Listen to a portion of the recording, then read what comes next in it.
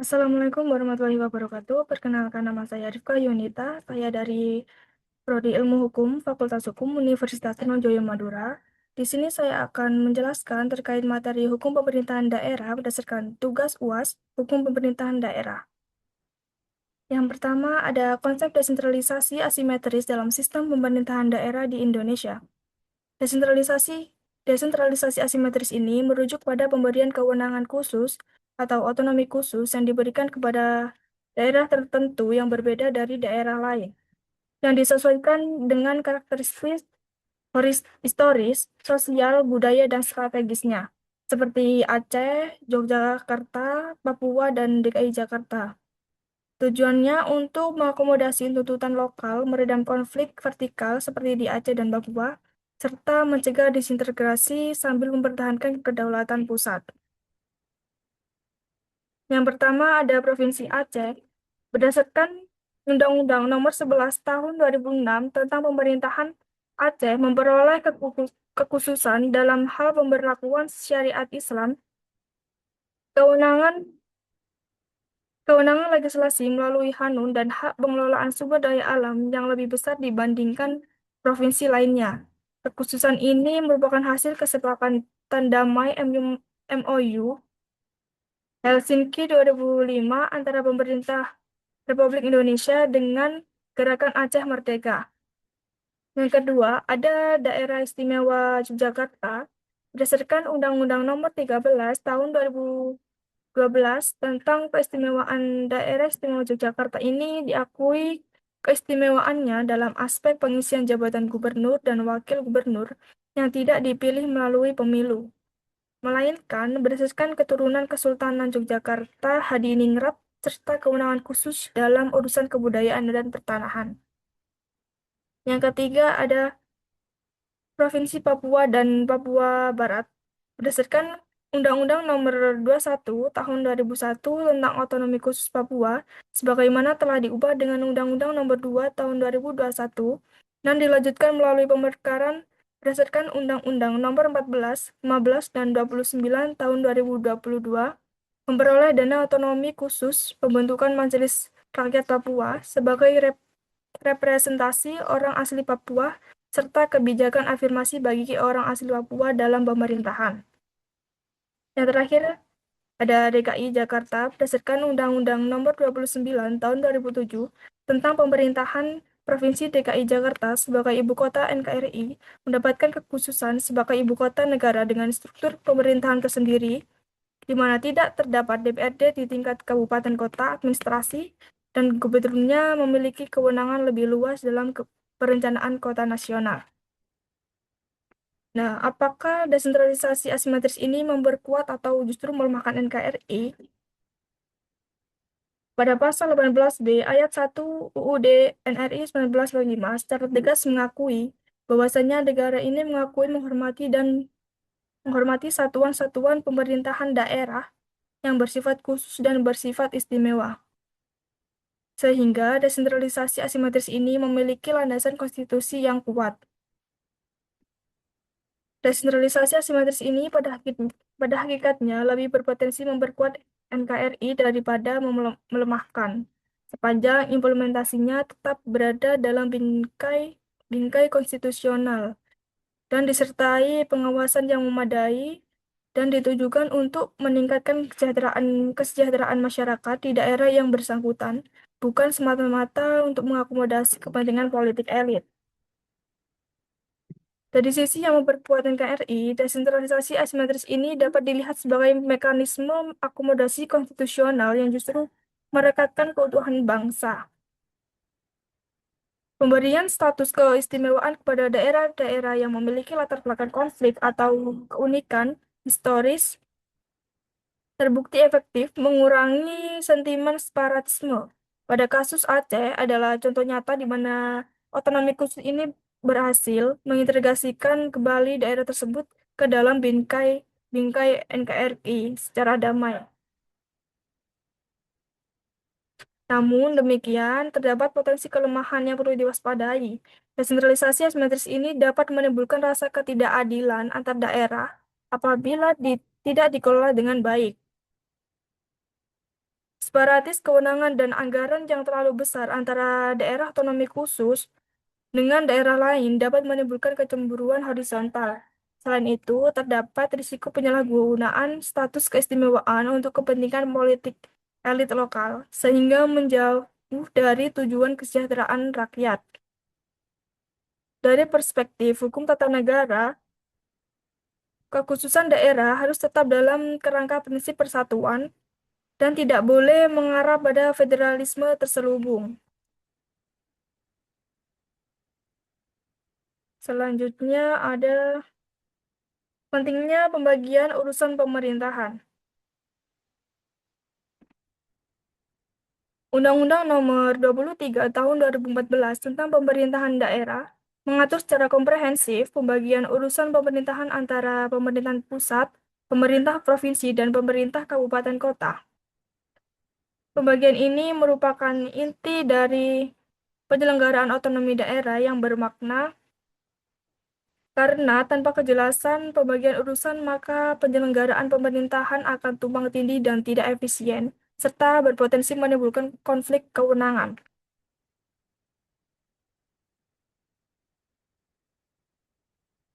Undang-Undang Nomor 23 Tahun Undang-Undang Nomor 23 Tahun 2014 membagi urusan pemerintahan menjadi 3 kelompok. Yang pertama, urusan pemerintahan absolut, yang sepenuhnya menjadi kewenangan pemerintah pusat, yang meliputi politik luar negeri, pertahanan keamanan, justisi, moneter, moneter dan fiskal nasional.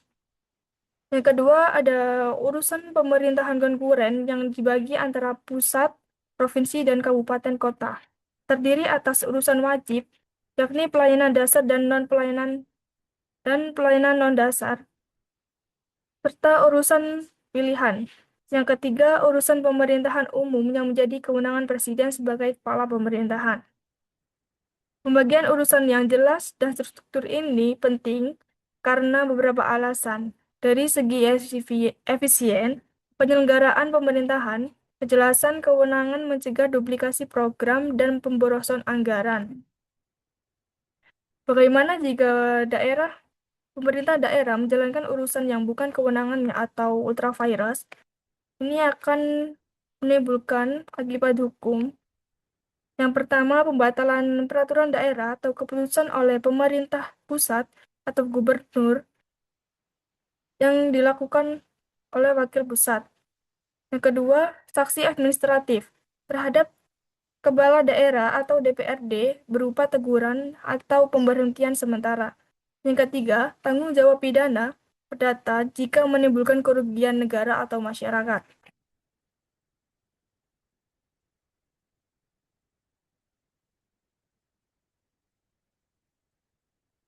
Selanjutnya, struktur pemerintahan daerah.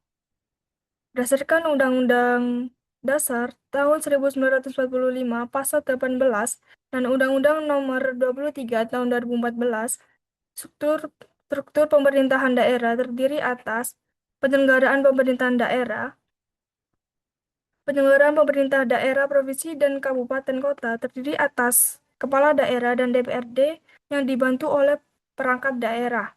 Kepala daerah untuk provinsi disebut gubernur, untuk kabupaten disebut kabupati, dan untuk kota sendiri disebut wali kota.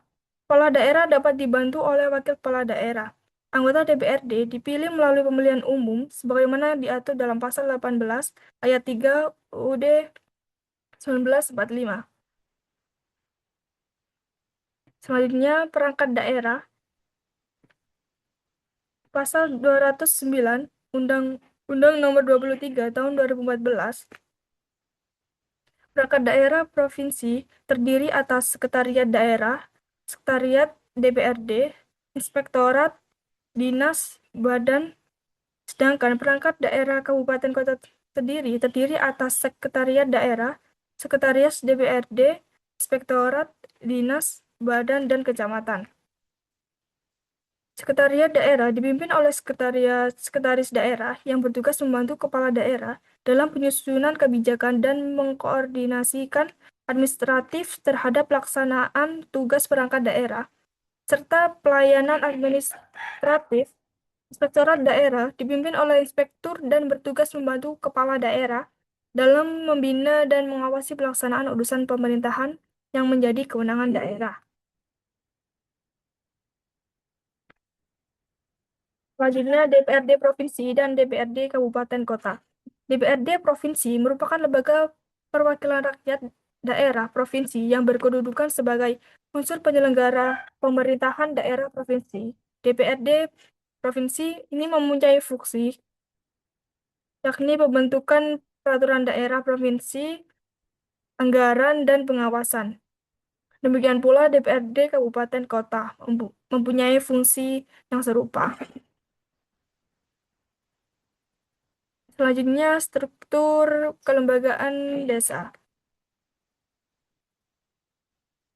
Pada tingkat pemerintahan terendah, berdasarkan Undang-Undang Nomor 6 Tahun 2014 tentang desa yang kemudian diubah dengan Undang-Undang Nomor 3 Tahun 2024, terdapat kelembagaan desa yang terdiri atas pemerintah desa yang dipimpin oleh kepala desa yang dibantu oleh sekretaris desa, kepala urusan atau KAUR, kepala seksi, dan kepala dusun. Badan Permusyawaratan Desa yang berfungsi membahas rancangan peraturan desa, melaksanakan pengawasan, dan mengusulkan pengangkatan serta pemberhentian kepala desa. 3. Lembaga kemasyarakatan desa sebagai wadah partisipasi masyarakat. Terakhir, lembaga adat desa. Struktur ini mencerminkan bagian kekuasaan eksekutif legislatif di tingkat daerah dengan pengawasan pusat.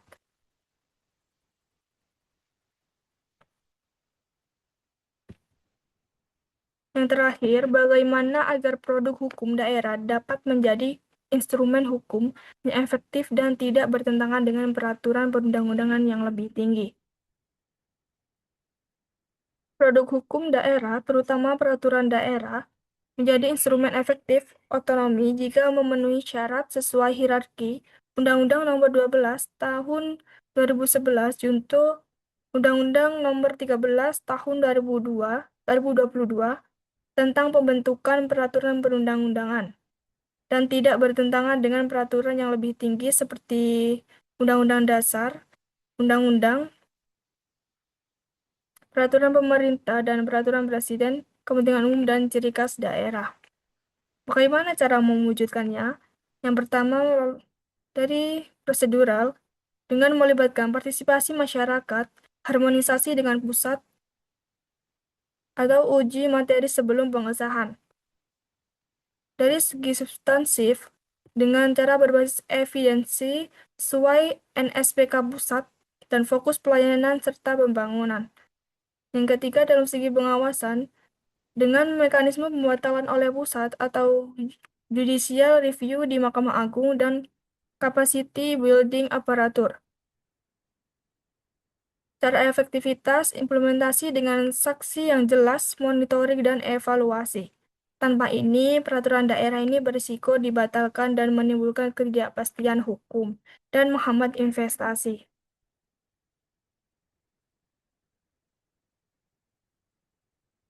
Sekian presentasi dari saya. Wassalamualaikum warahmatullahi wabarakatuh.